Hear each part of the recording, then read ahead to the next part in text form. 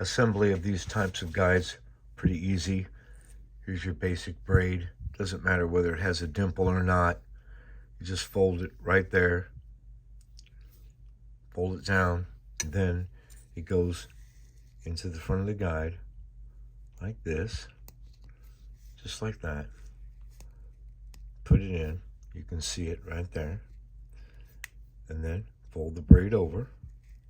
Okay, there. Now, that area right there, that's where you solder your lead wire to.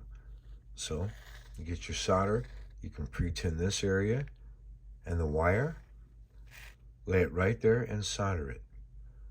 I can just tell you that yes, you can jam the wire in the front of these, if you don't want to solder, but I just don't recommend it.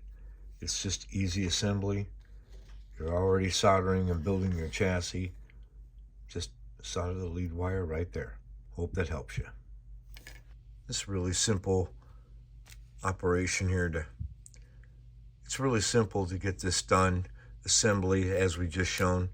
Just bring the braid in there, make sure it's fully seated. This side is already completed. Just showing you that. I am using a 6040 flux solder. It's excellent solder for this application. And I'm going to use a little bit of liquid flux, in this case, Lucky Bob's. It's good stuff. So we have the braid in there, and I just use a little bit, just a drop right there with a toothpick. It just helps the flow, so to speak.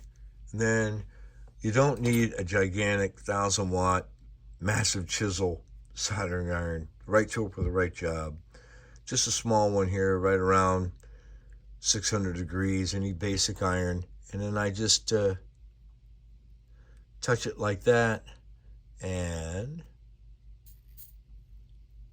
flow it in there. There you have it. It is now tinned, and it's ready for the wire to go on top. All right, same thing for the wire. Really isn't that hard. Just expose it enough, just measure it right there, and then just a little bit of the liquid flux right there. Just a little bit, doesn't take a lot. And then again, we're just gonna put a little bit of solder on our iron and tin it. See, you heard that, right? Just sizzled. Then we just place our wire right there, and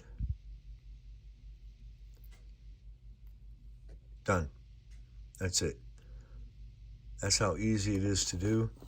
You have a very reliable connection. That's the way it was designed to be. So take this out. I just used a vise.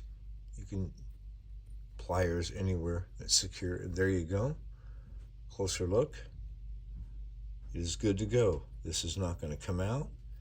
And with the silicone coated flexible wires that we have today, this is going to last a long time. And this braid, we're just home racing here. We're not doing 48-hour enduros.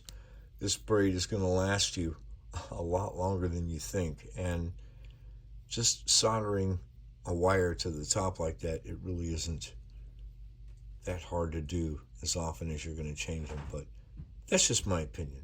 Anyway, hope that helps you.